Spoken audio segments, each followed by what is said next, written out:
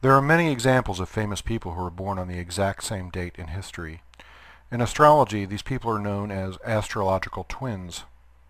Charles Darwin and Abraham Lincoln were both born on February 12, 1809, for example. Margaret Thatcher and Lenny Bruce were both born on October 13, 1925. Mary Kate and Ashley Olsen were both born on June 13, 1986, and you have to admit it's sort of eerie how similar their careers have been. George Bush and Sylvester Stallone were both born on July 6, 1946. And then there's my favorite set of astrological twins, who were both born on November 4, 1946.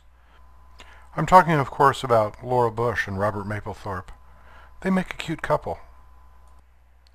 But the theme tonight is 1969, so I'd like to draw your attention to August 18th of that year. As Woodstock drew to a close in the early morning hours, and as thousands of college students tried to figure out how to get mud out of a serape with tequila, two children were born. Myself and Christian Slater. While I admit this isn't as intimidating as sharing a birthday with Abraham Lincoln or Ashley Olsen, those of my generation will understand what a long shadow my astro-twin cast over our extended adolescence.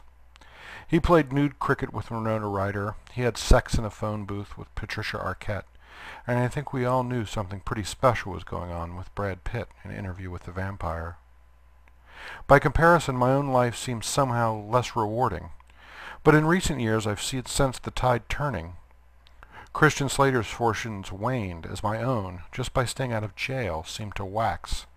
So each year, around the time that I hand-deliver a lock of my own hair to Christian Slater's doorman, in clear violations of the court's instructions, I can't help ask myself, could I be gaining on Christian Slater? Let's take a look.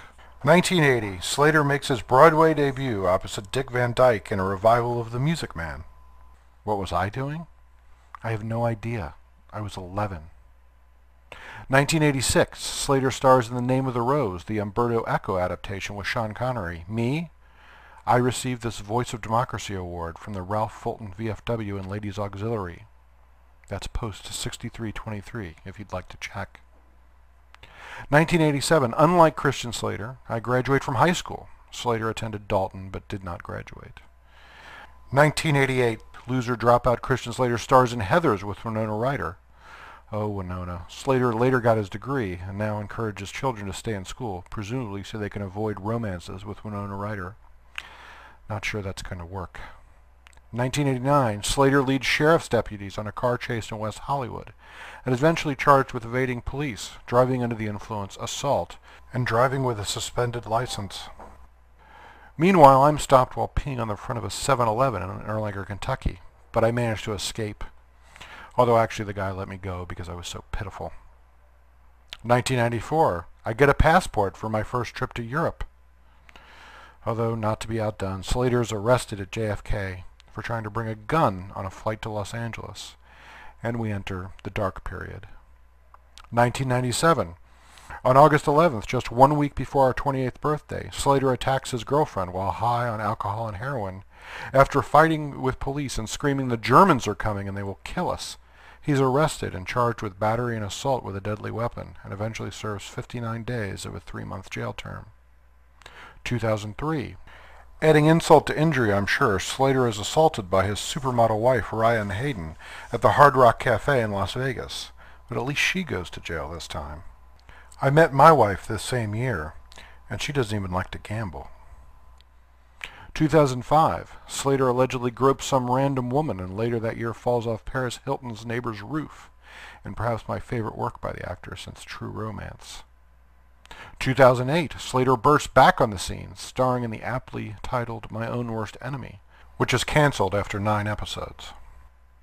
2009, Slater rebursts back on the scene in the Jerry Bruckheimer drama The Forgotten, While I Stand Before You, appearing in a showcase that I basically booked myself into. The results of this exercise might not be as favorable as I'd hoped. As you can see here, although I made some gains in the later 90s and early aughts, my own awesomeness proves to be no match for the irresistible awesomeness of Christian Slater. If my calculations are correct, and barring any unforeseen court appearances by either of us, I will next overtake Slater in 2072 at the earliest. What can I say? My astro twin is just too strong. I guess it's bad luck. I mean, if I'd been born a day later, I'd be comparing myself to Matthew Perry. Where's he been lately? Or if I'd been born 66 years earlier, we'd be talking about Roman Polanski, who I think I could take karmically at this point, if not artistically. But August 18th, 1969 is just too competitive, although that does have an upside. Next year you can all come back and see me decide who's rocked that birth date harder, Ed Norton or Master Killa from the Wu-Tang Clan.